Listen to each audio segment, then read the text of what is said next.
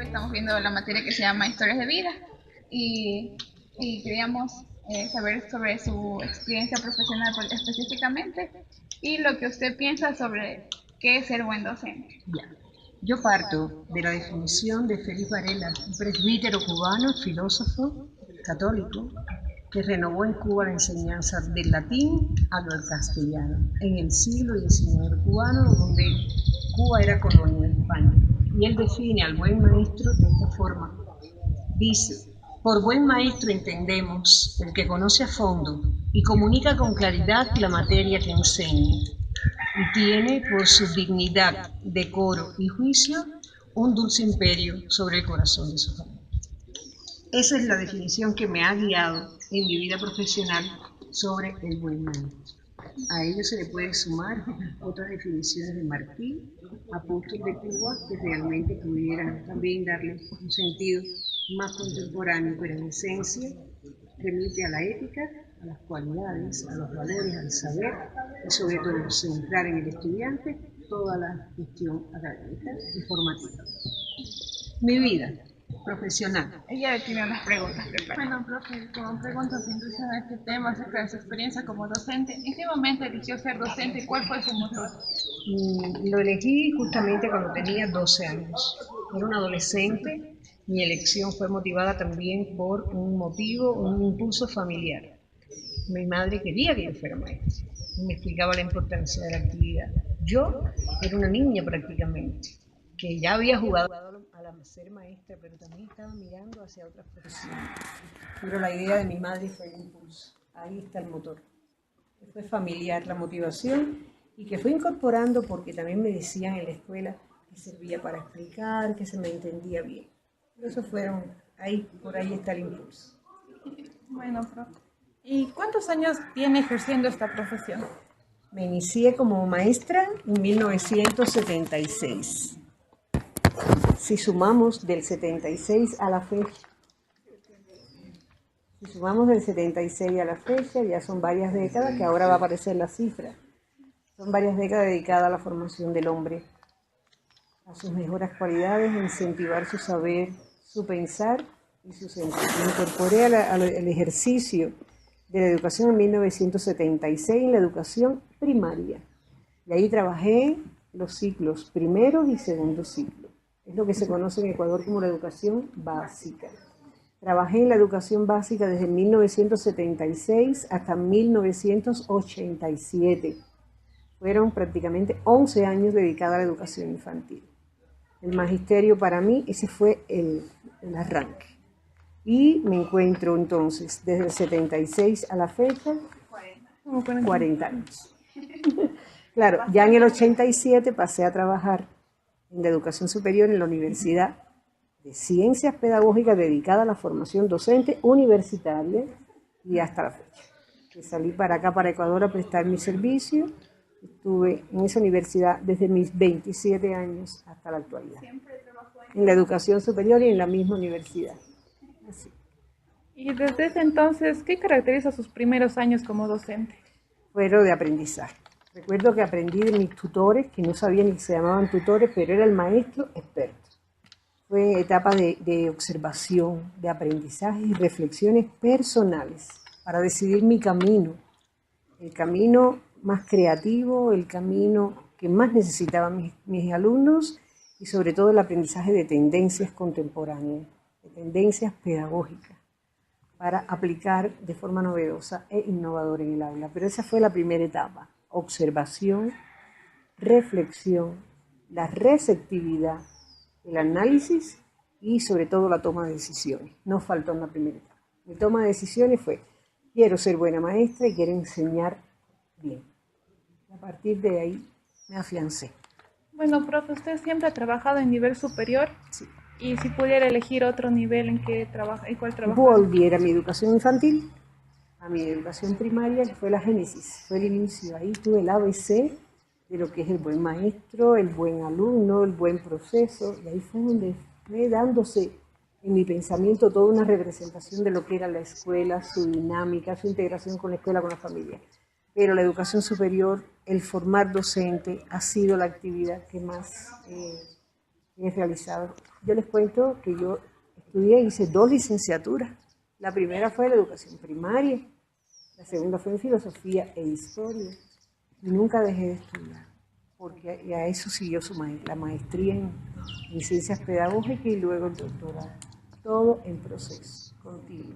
Es decir, que nuestra actividad en la universidad ha sido muy fructífera porque fue la misma universidad que te forma, la misma universidad donde te desempeñas, la misma universidad que te da la formación continua de posgrado. Y eso te consolida y te eleva, no, te forma como profesional, más preparado, más de punta, pero te hace recordar siempre tus raíces. Esta profesión que le ha permitido relacionarse con varias personas, ¿algún grupo de estudiantes que recuerda particularmente y por qué? En el transcurso de los años, Sí. si tú supieras los que yo recuerdo de Nesaca, ¿es el apellido? Priscila. Dice, yo recuerdo mi primer año de práctica preprofesional, en el medio de la ciudad de Santa Clara, mi 4º año de práctica profesional. Ismael y Melissa y Priscila. Nunca voy a olvidar la directora de escuela visitándome a mí en 4º año de mi carrera de formación. Y dice, como maestra, yo dirigiendo un proceso en un 4º grado, numeroso, creo que eran 45 estudiantes, y darle tratamiento a un currículo que fue impactante, pero cumplí objetivos y me gané, ya como preprofesional, me gané un prestigio dentro de mi escuela. Ese grupo yo no olvido a un estudiante llamado Dominguín, que era un estudiante discapacitado, al cual le presté todo mi apoyo y lo hice desde mi parte. Bueno, profe, sabemos que la vida no a veces se pinta color de rosa, también hubieron subidas y bajadas. Obstáculos. ¿Obstáculos? Barreras. ¿Qué tipo de obstáculos? Eso no falta. En la formación de la identidad profesional del docente forma parte de ese proceso, Priscila, los obstáculos y las barreras, los avatares de la vida. Tu profesión se conjuga con la familia, con tener niños, eso también te va limitando, pero siempre con un objetivo, la reconvicción, ante cada obstáculo, la reconvicción. La historia de vida de un profesional no puede faltar ni la barrera ni los obstáculos, pero sí los procesos de reconvicción de que esta fue la profesión que elegí, la que siempre soñé ya a partir de los impulsos de mi madre y la que ha alimentado a mi familia, y no económicamente, espiritualmente, porque una maestra madre, fortalece la formación. Yo te digo que obstáculos 1000, desde los directivos, políticas educativas que llegaban nuevas, que usted tenía que aplicar, incomprensiones de teorías que llegaban contemporáneas, pero todo eso pasa por la reconvicción, por el análisis. Y eso les va a suceder a ustedes también en el proceso de formación. ¿Y cómo concibe usted la docencia a partir de su experiencia y lo vivido hasta ahora? ¿Cómo lo concibe? Si te digo la verdad, es el sentido de mi vida. Yo la resumo así. Si te conté que empecé con 12, 13 años, empecé a hacerme maestra, hoy te hago un resumen de 40 años de vida profesional y donde te conjugo familia y universidad, la crianza de mis hijos y la formación de mis alumnos. Entonces le digo honestamente, desde mi fondo de mi corazón, que este ha sido el sentido de mi vida. Qué bueno. Y les hablé con el corazón. Sí, unas últimas preguntas nomás que voy a hacer. Aprendizajes de vida que le ha dejado la docencia, que le ha marcado como persona. Aprendizajes de vida, los procesos reflexivos. El proceso reflexivo hay que vivirlo para superar críticas. No dejan de acompañar el proceso del docente, la inspección escolar, la observación, la evaluación constante. Y la reflexión tiene que ser una cualidad de ese docente que tiene que aflorar, porque si no usted no resiste tanta fuerza en cuanto a evaluaciones continuas. Y la reflexión, la ética, la ética pedagógica, eso tiene que fortalecerse en un docente y sobre todo la actualidad, la necesidad de estar actualizando siempre sus conocimientos, tanto en el campo del saber como en las ciencias que le acompañan a la pedagogía, como la psicología, la sociología, la propia filosofía. ¿Entiendes? no solo sus ciencias pedagógicas de la educación, tienen que hacer uso también de lo último que aportan las investigaciones para su pedagogía, para la ciencia que usted usa. ¿Qué es lo más importante de trabajar con las personas? Creer en el mejoramiento humano, creer que la persona puede ser mejor, creer que lo que usted no logró hoy, mañana sale, porque la educación es un proceso y a la vez te tiene que dar un resultado formativo. Y eso es lo que más yo creo, en el mejoramiento humano. Y para finalizar, una reflexión sobre el tema. Ya les digo, mi mayor reflexión y que la valoración de un docente no siempre la hacen estudiantes. La valoración del docente se la hace su propia familia.